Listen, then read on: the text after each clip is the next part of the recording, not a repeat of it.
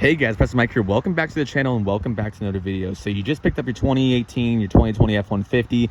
These are some things that you should know about it. And this is for the 5.0 engine because I don't have an EcoBoost for 3.5, so I can't talk about them. But what I can tell you about driving this F150 up to 100,000 miles now, there's a couple of things that you should know just so you can kind of like just take into consideration before you buy it or then after you've bought it, things you should check it on. So the first one that we're going to talk about, and I'm sorry for the glare guys, the sun just decided it's going to come out, but this thing burns oil like crazy. And you might be wondering, you know, what are you talking about? Well, first of all, the truck holds almost 9 quarts of oil. So I use a synthetic blend because that's what comes from the owner's manual. That's what the owner's manual told me.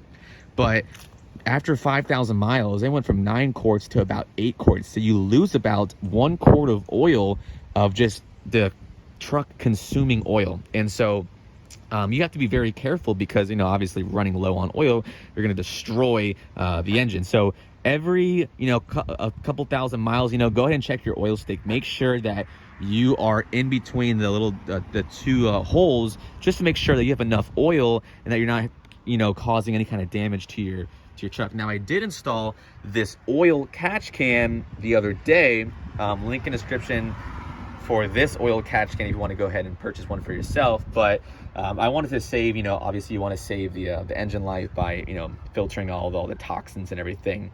But obviously the dipstick is over here, way down there, and the truck's super tall, so you gotta like jump on the tire to get to the dipstick. But truck holds a lot of quarts, so number one, it's going to cost you a lot of money to buy enough oil for it. And if you get it done, like let's say at a shop, you know, it's probably going to cost you $100 to get an oil change because they got to put in so much dang oil in this thing.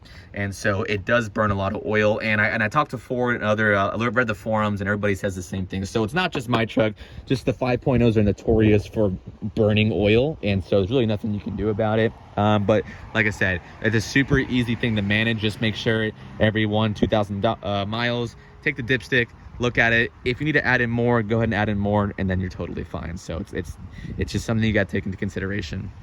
All right, number 2, let's talk about the gas. And so you're like, what are you talking about, gas, right? Well, the great thing about the F-150 is it doesn't take premium gas, so you can do 87 octane regular gas. But on the contrary, this truck has an extended fuel tank, which is 36 gallons. Guys, I'm telling you, you think I'm lying?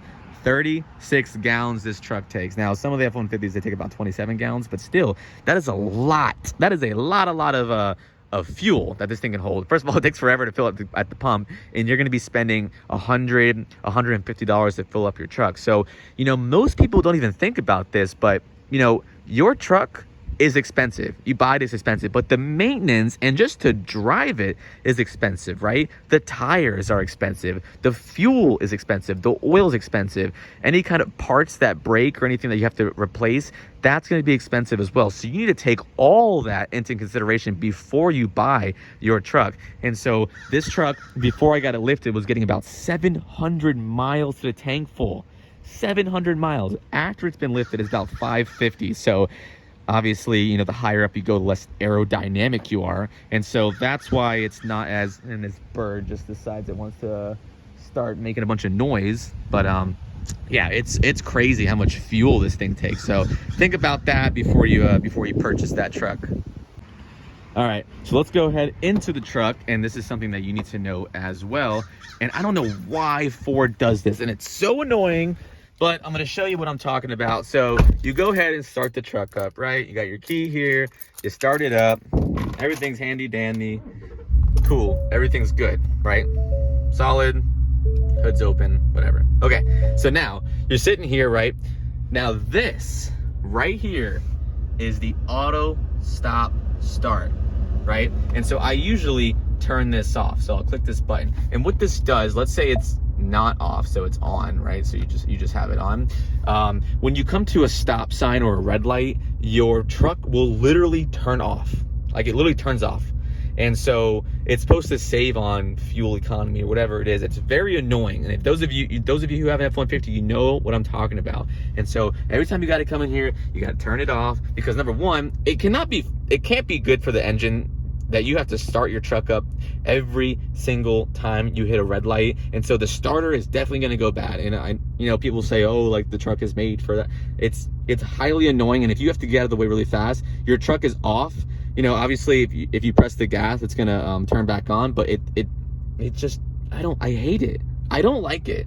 And those of you who have an F-150, put a comment down below. I do not like this. Every time I come in the truck, I go over here, press the button, and turn it off. Now, you can get a harness to bypass this that you can install through this top. You can take this piece off and install a harness where it automatically turns off.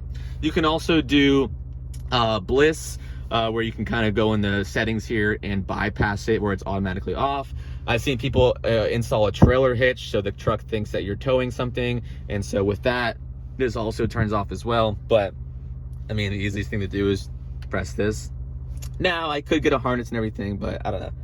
All right, and lastly, if you're just picking up your F-150, something that you need to know, especially if you have an XLT or an XL or STX, any of the lower models, it's gonna come with halogen bulbs, guys. And the worst part is this truck's like $35,000, right? So for me to get halogen bulbs and something like this is crazy. But I've actually replaced every single bulb in this truck to LEDs. We got the cargo lights that are LED. We got the reverse light that's LED. I've changed the tag lights to LED. I've changed the fog lights to LED. The headlights are LED. Everything is LED. But I'm telling you, when you first get your truck, this is all halogen. It's that orange color. And so these are actually different Alpha Rex Pro Series headlights. So that this is a whole nother housing. But it's all LED. The fogs are LED. It's and the worst part is that the lighting output is terrible. And that's something that you need to figure out. I'm sure you've already figured out the lighting output is terrible. But the great news is, number one, it's very easy to replace. Number two, I'll put a link in the description where you can go ahead and check out all the LEDs, and you can kind of just add them into the truck, and they're very inexpensive too. So you can just pop them out. They cost you like 30 or 40 bucks for each, like whatever.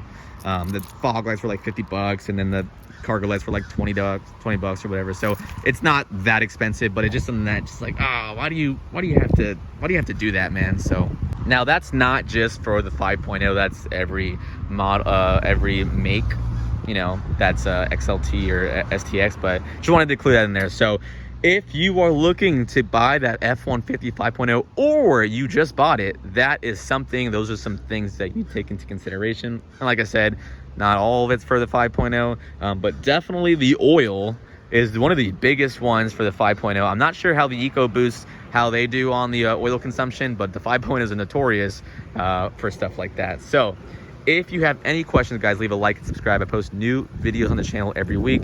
And if you're wondering what I've done to my truck, like I said, link in the description down below.